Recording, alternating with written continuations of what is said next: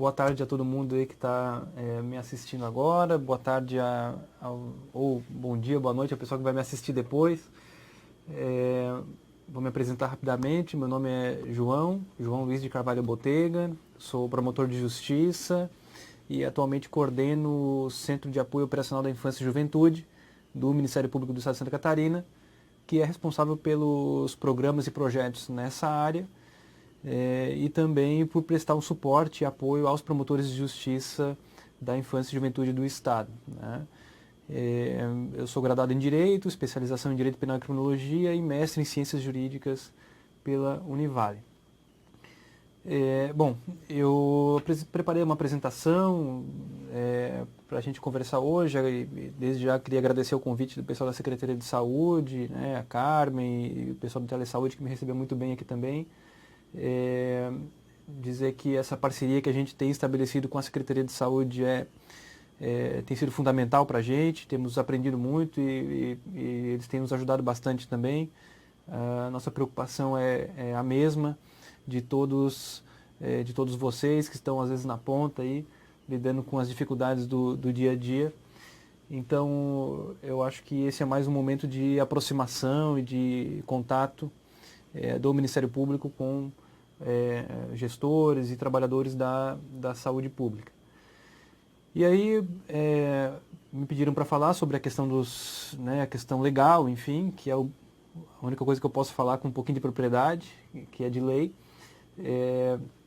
O que a gente pode falar com, né, essa ligação entre os aspectos legais e o atendimento à criança e adolescente em situação de violência, que é o tema da nossa conversa hoje.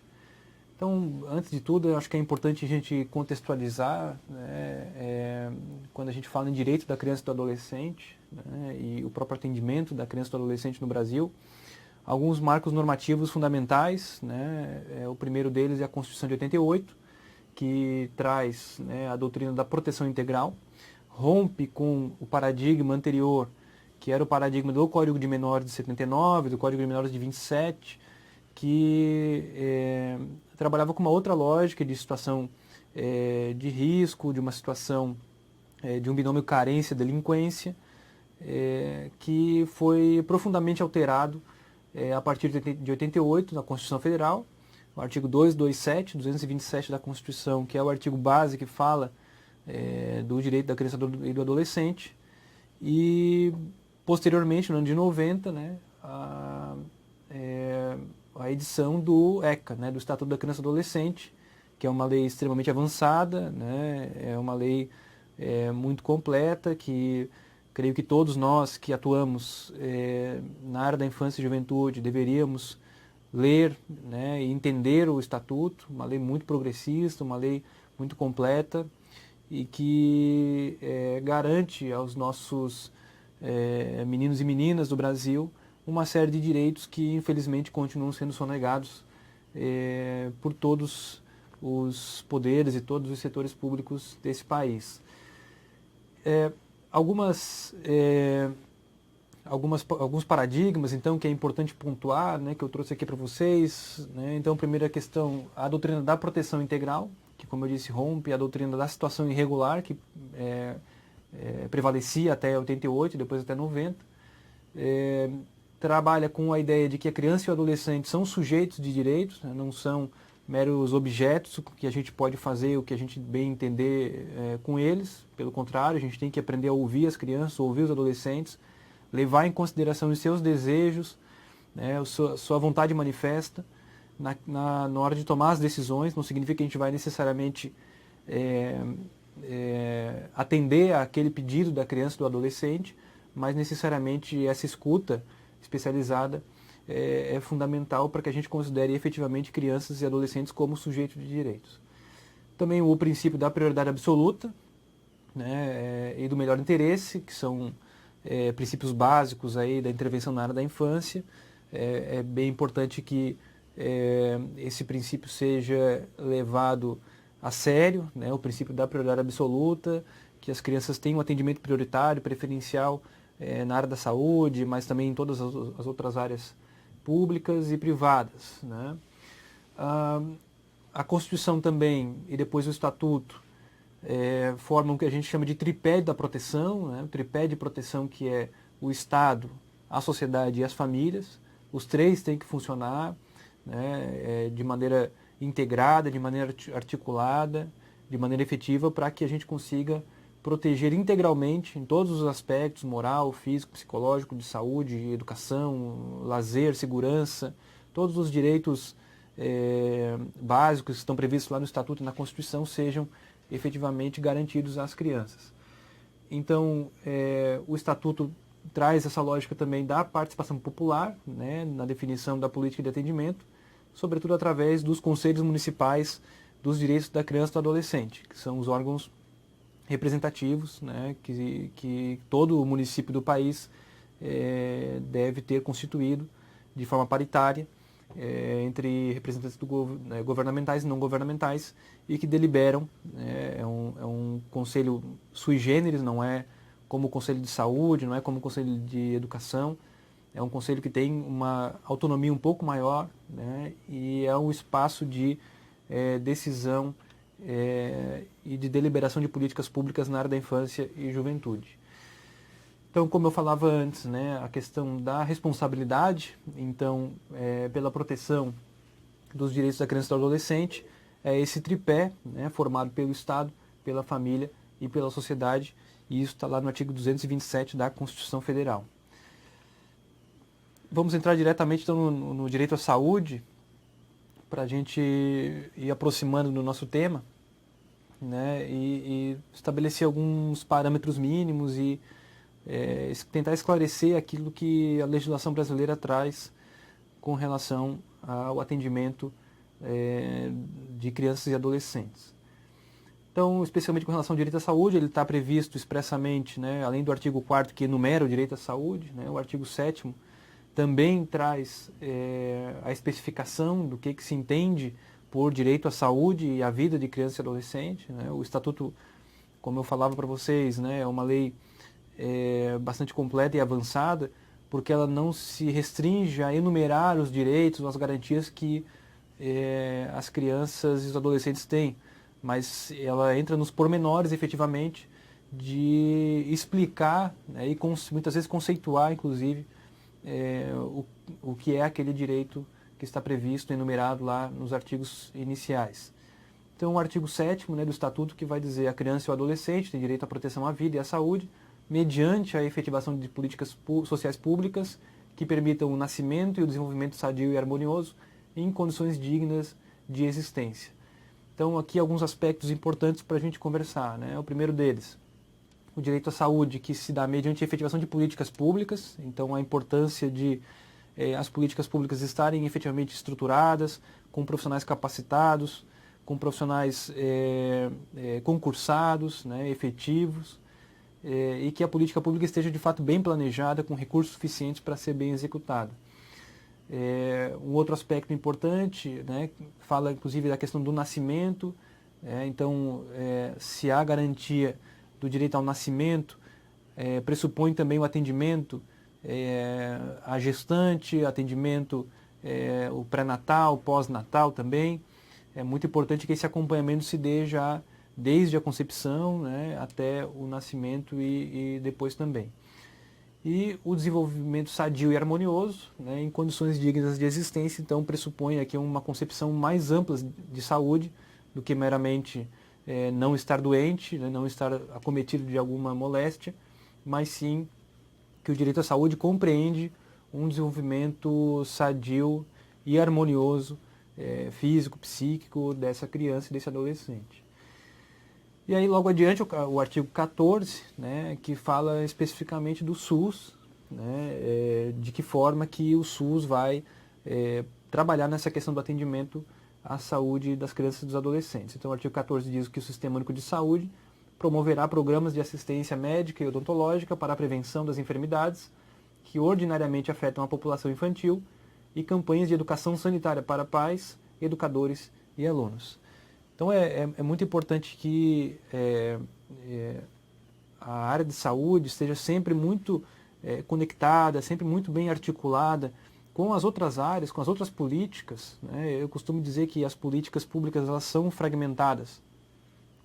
por uma necessidade de especialização, né? Nós precisamos de especialistas na área da saúde, especialistas na área da educação, na área da segurança, na área do serviço social, enfim, da assistência social como um todo. Mas, apesar de fragmentados, aquele sujeito, aquela criança que é atendida, ela é uma só, né? E geralmente ela é atendida por muitas políticas diferentes. Ela está lá na educação, na escola, ela está no posto de saúde, ou está no atendimento no CAPS, está lá no conselho tutelar, e esses polos não se conversam, essas políticas não se conversam, que acaba prejudicando muito o atendimento adequado das crianças e dos adolescentes. E aí, só fazer uma menção rápida, né, ao artigo 70A do Estatuto, eu não trouxe aqui nas lâminas, mas o artigo 70A hoje estabelece que é uma obrigação, né, de todos nós que atuamos na área da infância e adolescência, que a gente crie localmente, né, espaços intersetoriais locais para a discussão de casos e planejamento de ações conjuntas. Então é muito importante que a gente comece a criar esse hábito, comece a se aproximar dessas outras políticas, dos outros gestores, fazer reuniões periódicas para discussão de casos, para discussão da política pública. É fundamental para que essas políticas se integrem e se articulem como devem ser. Então, a questão de prevenção de enfermidades, a questão de campanhas de educação é muito importante, né? Que a saúde esteja nas escolas, conversem com as crianças, façam campanhas educativas de prevenção, de acompanhamento das crianças, né? Não ficar só esperando que a criança ou a família leve a criança até o posto de saúde ou até o equipamento de saúde, mas que os equipamentos de saúde se abram também para a comunidade e busquem esses parceiros, e a escola é um deles, mas também o Conselho Tutelar e outros, que são espaços privilegiados para a gente discutir questões relacionadas à saúde. E aí o parágrafo 1º, depois a gente vai tratar disso com um pouco mais de calma, né, que trata, mas já antecipando agora, que trata da vacinação obrigatória, uma questão que infelizmente tem gerado uma certa polêmica, né, cada vez mais. Alguns pais que têm resistido em vacinar os seus filhos, não meramente por negligência, mas por entenderem que a vacinação não faria bem para o seu filho, mas isso contraria expressamente o que diz o Estatuto, né? O artigo 14, parágrafo 1º, é bastante claro que se há a recomendação da autoridade sanitária, a vacinação é obrigatória independentemente da vontade dos pais. Depois a gente vai falar um pouquinho mais com calma sobre isso. Então, é nesse contexto, né, que surgem, então, algumas colisões, ou uma colisão aparente aqui, né, entre algumas garantias fundamentais, ou direitos fundamentais, que estão previstos lá na Constituição e no Estatuto, e que o profissional da saúde vai lidar cotidianamente com isso, e que acho que é importante a gente pontuar, né? Então, os pais ou responsáveis legais, né, eles têm uma certa autonomia, né, que não é ilimitada, mas uma certa autonomia que é o poder familiar, né? Então eles têm uma liberdade de escolha, de crença, liberdade de opinião e de uma outra série de questões de educação do seu filho e tal. Mas há limites, né, a esse poder familiar, porque ele não é absoluto, não é ilimitado, né? Um desses limites é efetivamente o direito à vida ou à saúde da criança ou do adolescente, né? Esses são direitos que a gente considera indisponíveis.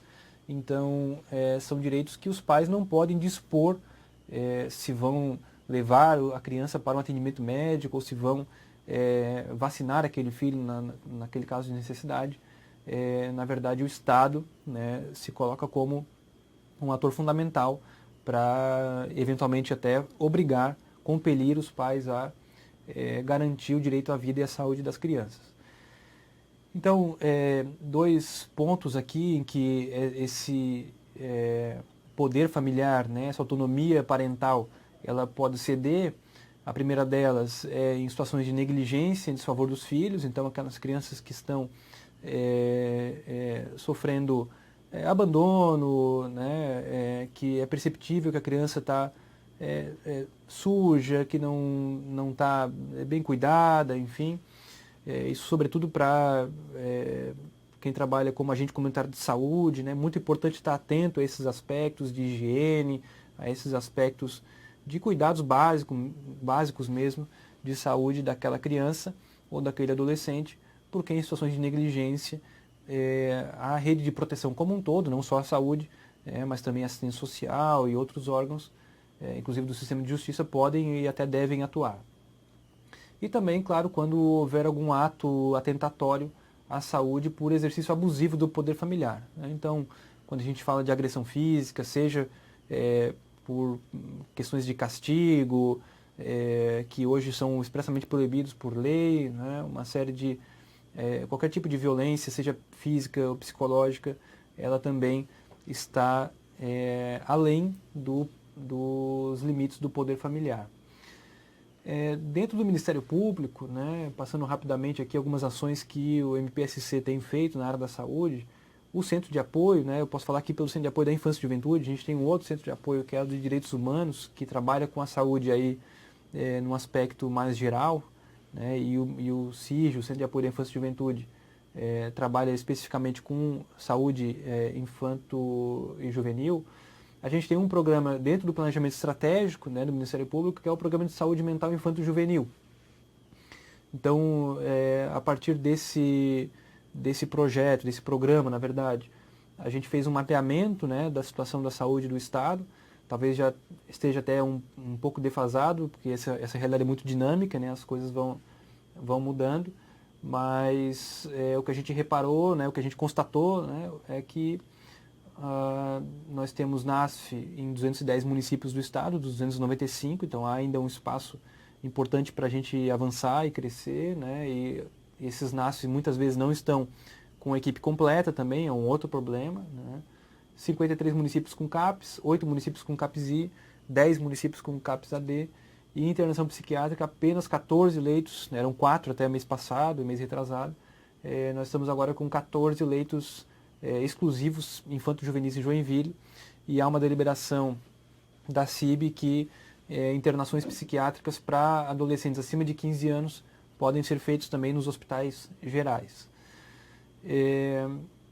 Nós temos planejamento, né, algumas metas que a gente estabeleceu, né, de 2013 para 2014, então a ampliação do atendimento da baixa complexidade. Desde 2015 temos acompanhado isso, monitorado essa situação.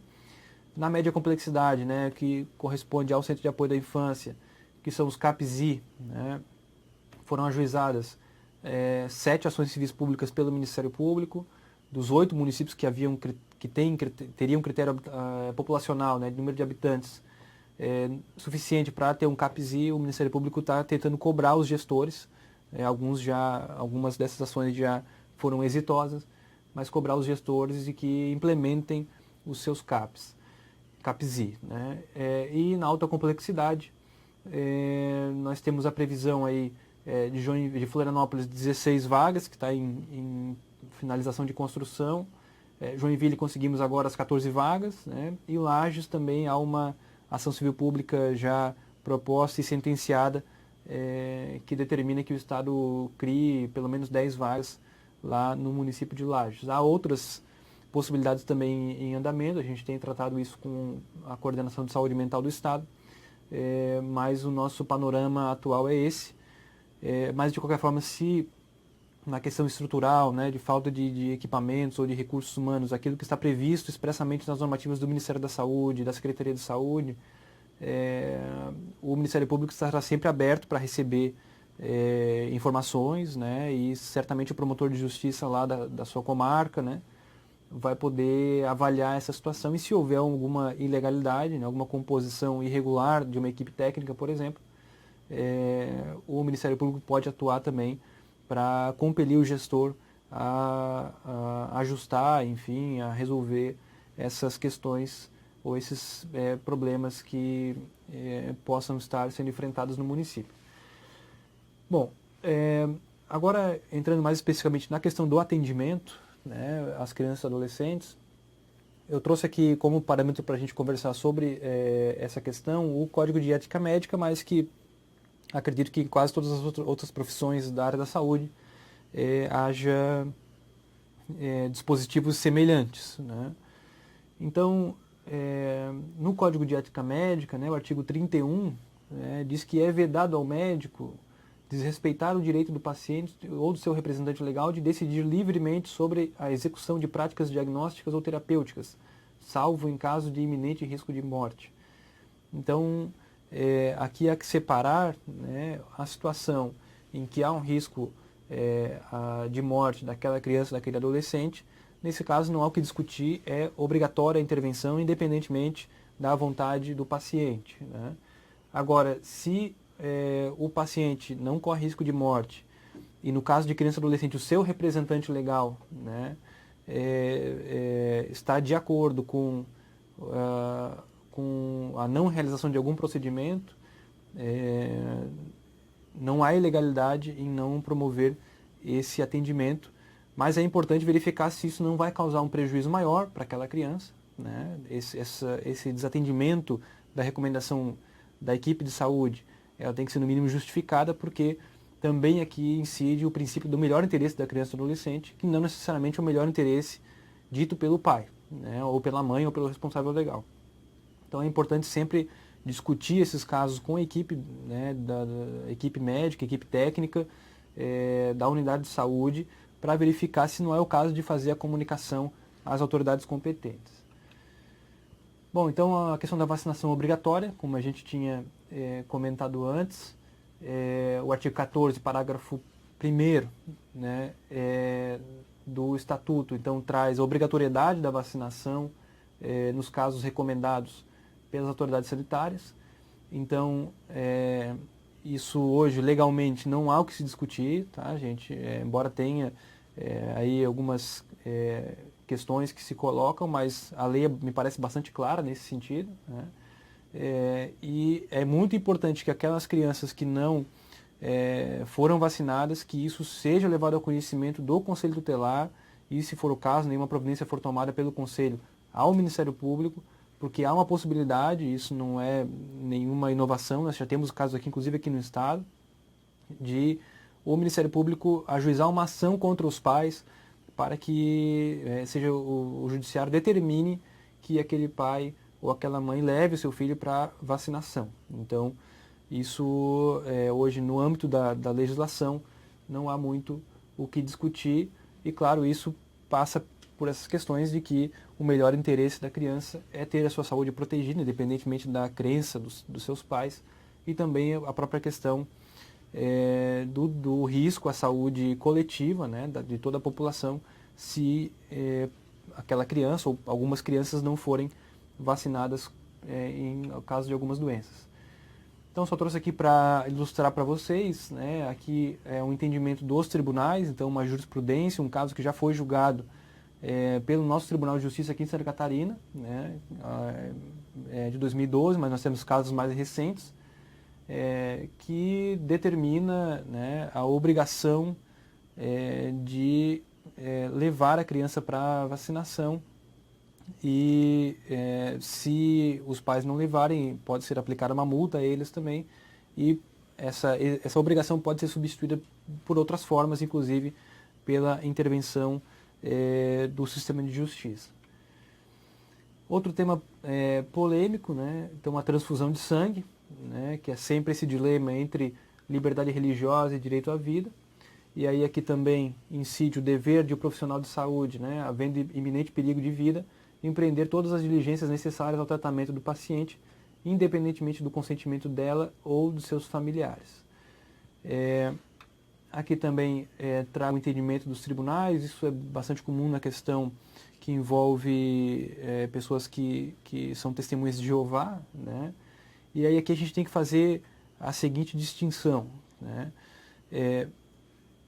Estou tratando aqui só de crianças e adolescentes, né? Porque há uma discussão jurídica bastante interessante, né? E há muita divergência nesse aspecto de um adulto que seja, né, por sua religião, sua religiosidade, resolva não fazer uma transfusão de sangue deliberadamente, não estar em risco de morte, se é possível obrigá-lo a fazer essa transfusão. Há posições para os dois lados, né? Mas quando se trata de criança e de adolescente, ou seja, pessoas que ainda não estão, não completaram 18 anos de idade, aqui não há qualquer tipo de discussão, né? Nessa situação especificamente, é obrigatório, havendo ou não havendo risco de morte, que seja realizado o atendimento médico.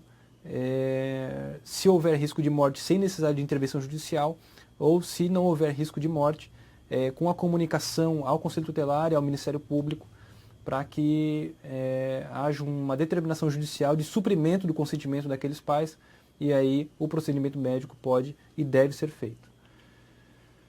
A questão do sigilo médico e médico e paciente, né? Então, de novo, o Código de Ética Médica, que diz, né, no artigo 103, revelar o segredo profissional referente a paciente menor de idade, inclusive a seus pais ou responsáveis legais, desde que o menor tenha capacidade de avaliar seu problema e de conduzir-se por seus próprios meios para solucioná-lo, salvo quando a não revelação possa acarretar danos ao paciente.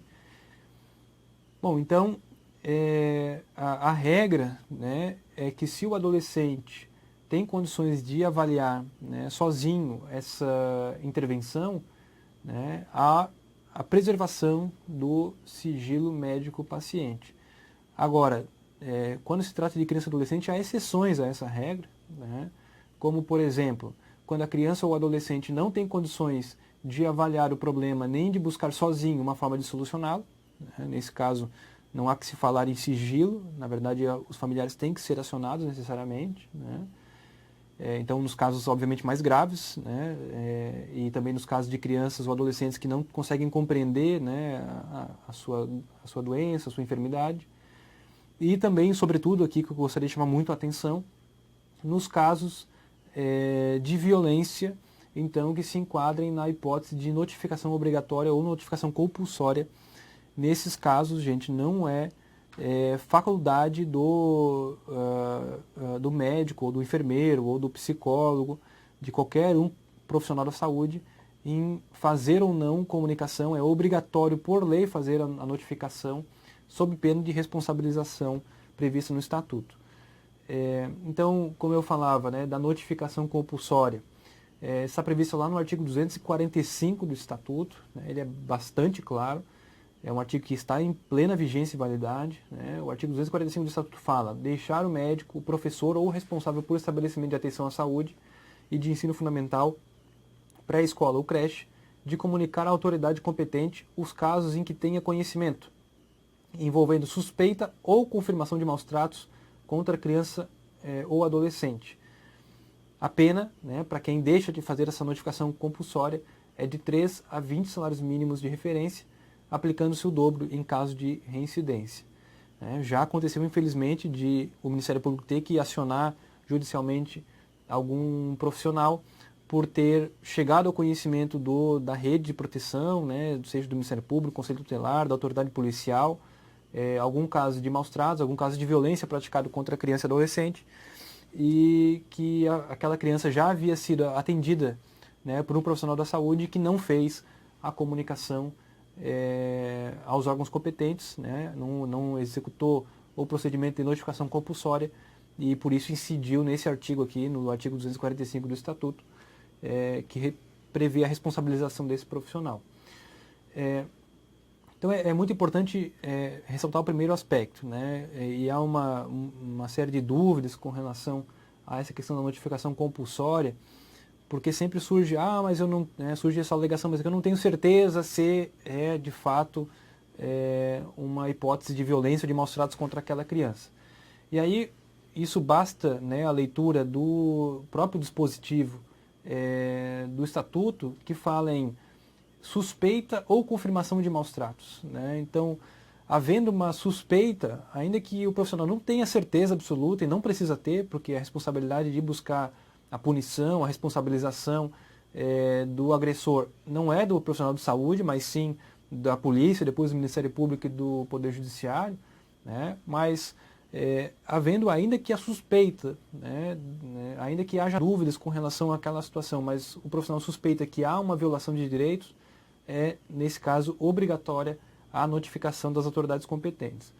E essa violência, ela pode se dar das mais variadas formas, né? A gente pode estar falando de agressões físicas, agressões psicológicas, maus-tratos, negligência, abuso ou exploração sexual, né? Então, é muito importante que os profissionais da saúde, que são muitas vezes a porta de entrada de diversas pessoas e diversas situações, né? Muitas vezes uma criança que sofre, por exemplo, um abuso sexual ou algum tipo de maus tratos dentro de casa, né, os pais ou os responsáveis preferem acobertar, infelizmente, aquela situação, levam somente ao posto de saúde, levam somente ao hospital, à UPA, para fazer, né, o atendimento inicial, mas depois não fazem os encaminhamentos devidos, como comunicar a autoridade policial, comunicar o conselho tutelar. Então, o profissional da saúde que faz esse atendimento tem que ter esse olhar muito específico, esse olhar muito atento, para que quando houver esses sinais e sintomas, né, fazer necessariamente a comunicação, a notificação compulsória que está prevista expressamente no Estatuto da Criança e do Adolescente. E aí também trouxe aqui, né, o registro da OMS, né, Organização Mundial da Saúde, que diz que um importante fator de mortalidade e morbidade de crianças e adolescentes é a violência em suas várias interfaces, né? Então, lembrar que o Estatuto tem seus princípios também, o artigo 100, parágrafo único do Estatuto, traz os princípios e explica princípio por princípio o que significa cada um desses princípios. É muito importante que todos possam ler esse dispositivo, ler todo o Estatuto, mas olhar com muito carinho para esse artigo 100, parágrafo único, e traz lá, por exemplo, um dos princípios do Estatuto, a intervenção precoce, né? Ou seja, no primeiro sintoma, o primeiro sinal de alguma vulnerabilidade, de alguma violência, de alguma negligência, a rede de proteção já tem que ser acionada para tomar as providências cabíveis naquele caso. Esse é o modelo, então, da ficha de notificação, né, que serve para todos os casos de violência, maus tratos, negligência praticados contra criança e adolescente. Ele está disponível no site aqui do Ministério da Saúde, fácil acesso. Ele é de uso obrigatório, como eu havia dito para vocês. Então é muito, mas muito importante que todas as pessoas, seja médico, seja enfermeiro, seja agente comunitário de saúde, que faça a notificação compulsória para as autoridades competentes, que estão descritas ali, né? Atenção, em caso de suspeita ou confirmação de violência contra crianças e adolescentes, a notificação deve ser obrigatória e dirigida aos conselhos tutelares e autoridades competentes, Delegacia de Proteção da Criança e do Adolescente e Ministério Público da localidade, de acordo com o artigo 13 do Estatuto, e aí menciona outros dispositivos legais também.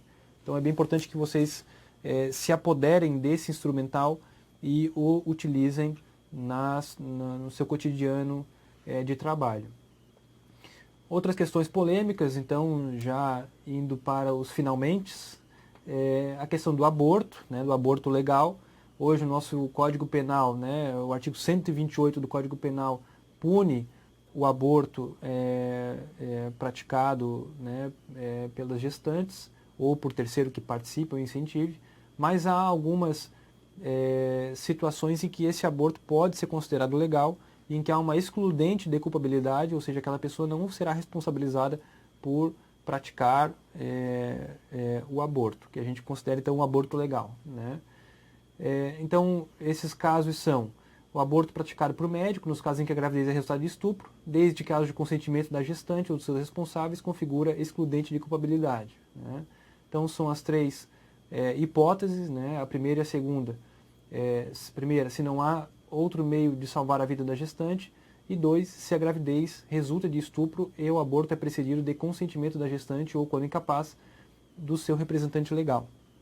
Então, no caso de uma adolescente, né, que esteja grávida, deseje fazer o aborto numa situação de estupro, é necessário sempre, claro, o consentimento do seu representante legal, né, do seu responsável, então seu pai, sua mãe ou seu guardião.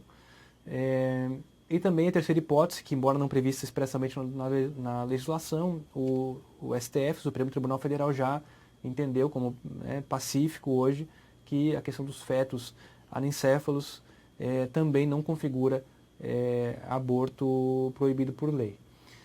E aí que é uma questão importante, gente, porque houve uma alteração no Código Penal há alguns anos, não faz muito tempo, 2010, se eu não me recordo, se não me falha a memória agora, que estabeleceu o crime de estupro de vulnerável, né? O que é o estupro de vulnerável? Qualquer ato libidinoso, diverso da conjunção carnal ou a própria conjunção carnal, né, praticado contra crianças ou adolescentes menores de 14 anos. Ou seja, até que aquela pessoa, aquele menino, aquela menina complete 14 anos, ou seja, 13 anos, 11 meses e 29 dias, qualquer tipo de intervenção, qualquer tipo de contato sexual com aquela criança ou com aquele adolescente é considerado crime de estupro de vulnerável e, por isso, de notificação obrigatória, independentemente do consentimento ou não, de haver uma relação afetiva ou amorosa entre as pessoas, ou de a menina já ter, eventualmente, um histórico de outros relacionamentos, nada disso importa. Hoje a jurisprudência do Superior Tribunal de Justiça, o STJ, que é responsável por pacificar a legislação no Brasil, já estabeleceu com bastante clareza que o critério aqui é objetivo. Menor de 14 anos é crime de estupro de vulnerável. Então, outras questões, para fechar, gente, então, né, a questão da sexualidade, né, a importância de compreender que é um processo natural, né, de descoberta pelos adolescentes da própria sexualidade, a importância da necessidade da educação sexual, orientações quanto à proteção e à contracepção. Então, esse contato com a rede socioassistencial, com a educação, levar isso para dentro das escolas é fundamental, né? A gente tem situações de meninas que engravidam muito cedo, né, sem qualquer tipo de planejamento, e falta muitas vezes a questão da educação sexual. A questão da liberdade sexual também, né? No caso de crianças e adolescentes, o limite legal, como eu disse para vocês, é a idade para o consentimento, que é de 14 anos. Né? A partir dos 14 anos, o adolescente, a adolescente já pode consentir com uma relação sexual. Claro que se essa relação não for consentida, configura o estupro na sua modalidade clássica, né?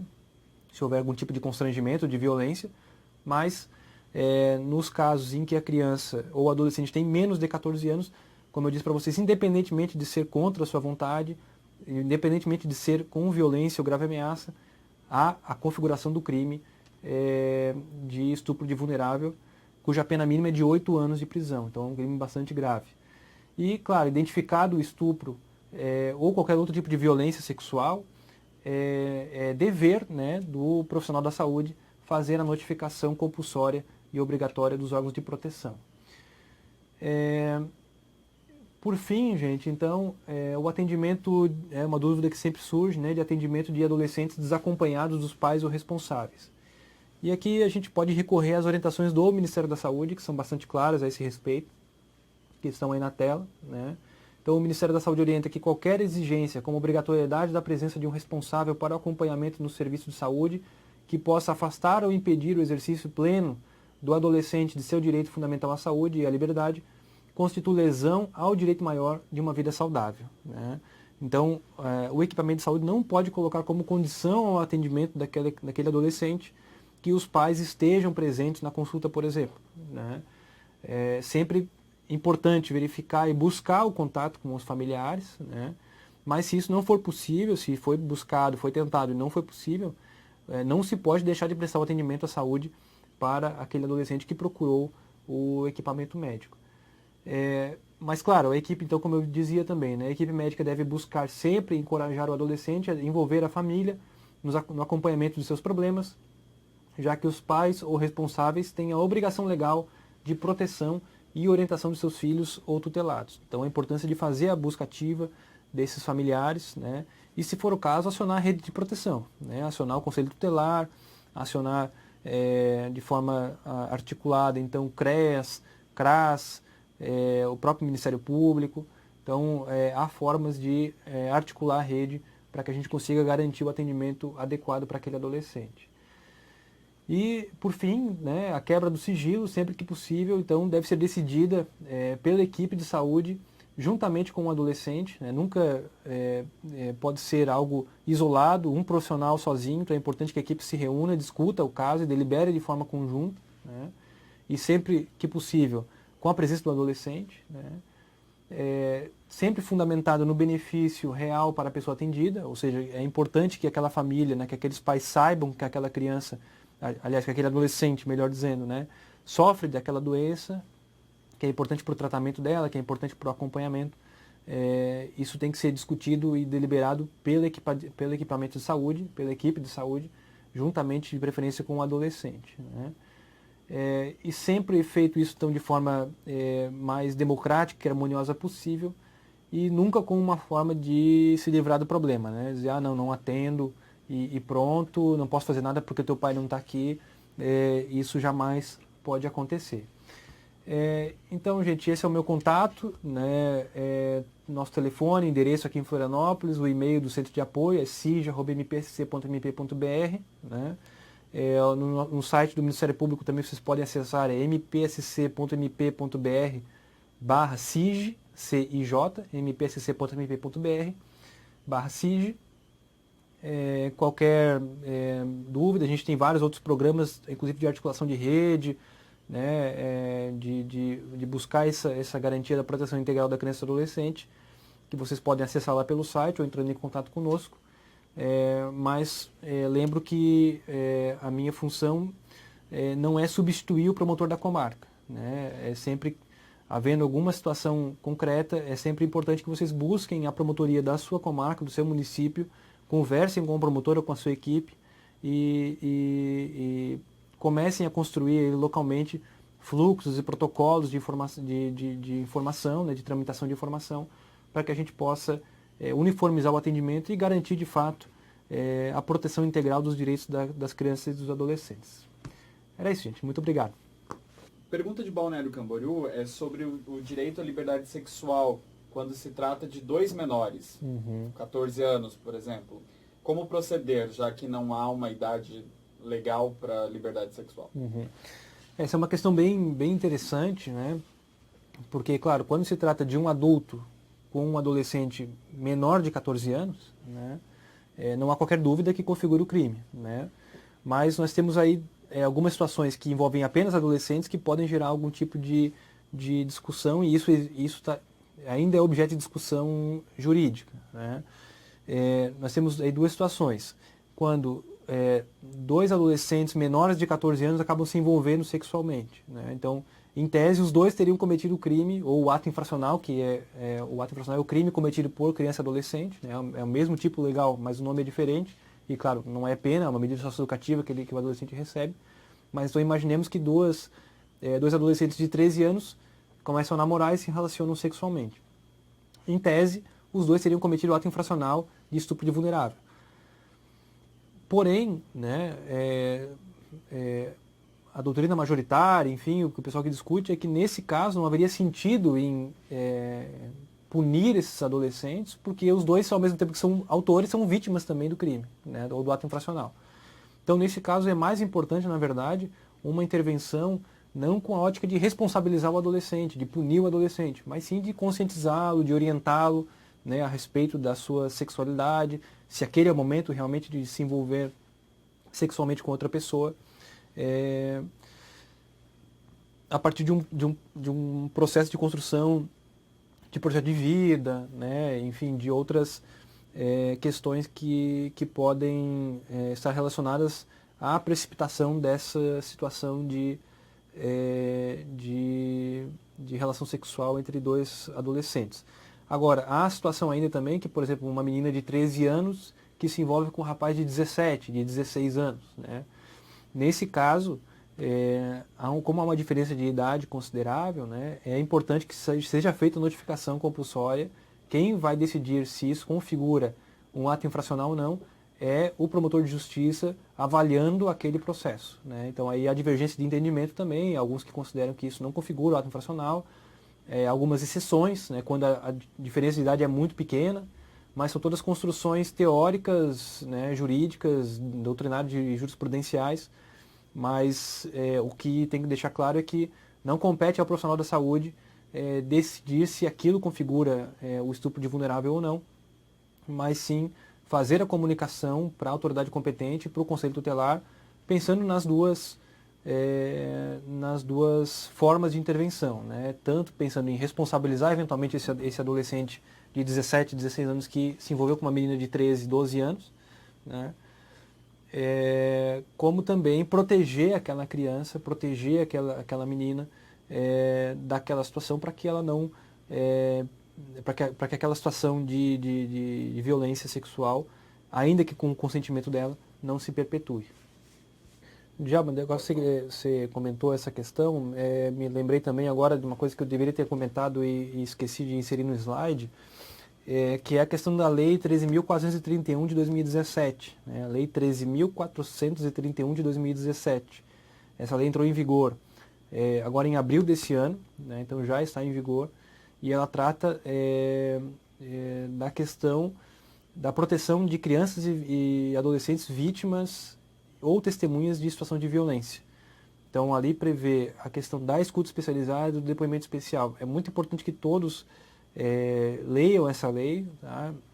Compreendam como ela funciona. Para a questão da rede de proteção, mais especificamente, é a questão da escuta especializada, que é aquela feita na rede de proteção, preferencialmente uma vez só, né? Porque é muito comum que uma criança, por exemplo, que relata um abuso sexual, ela relata para o professor, que depois aí vai ter que relatar para o diretor da escola, relata para o médico, depois relata para o enfermeiro, para o psicólogo, para o assistente social, para o conselheiro tutelar, para o delegado, para o promotor e depois para o juiz. Então, assim, uma mesma criança sendo ouvida 8, 10 vezes, tendo que relembrar toda aquela situação de violência que sofreu, né? Então, a gente tem já um grupo de trabalho constituído desde meados do ano passado, juntamente com a Secretaria de Saúde, com o Tribunal de Justiça, com a Polícia Civil e outros órgãos, né? Para construir um protocolo único, mas é praticamente impossível a gente ter um único protocolo para todo o Estado, diante da diversidade de estruturas e de equipamentos que existem no Estado de Santa Catarina. Então a gente já tem uma proposta básica que está em fase, uma minuta na verdade, né? Está em fase de implantação ainda, né? Nós estamos tentando construir um formulário padrão para que aquele profissional que esteja capacitado para fazer essa escuta especializada preencha esse relatório, e o que vai tramitar nos outros órgãos é esse relatório, né? Esse formulário, e não a criança tendo que se expressar por diversas vezes. E o Ministério Público deve abrir as inscrições para um curso, né, todo em EAD, que deve ser aberto no final de maio agora, no final deste mês, né, deve ser aberto um curso sobre a escuta especializada na rede de proteção, e isso envolve saúde, envolve educação, envolve segurança, envolve assistência social.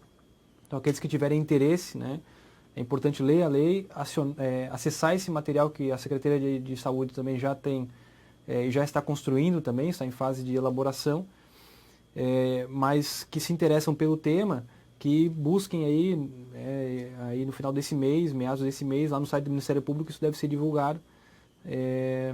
Será um curso totalmente em EAD, e a partir daí a nossa ideia é que esses profissionais sejam referências nos municípios, né, para oitiva, mas para escuta especializada de crianças e adolescentes. Mas por hoje só seria muito importante que todos lessem então essa lei 13.431 de 2017.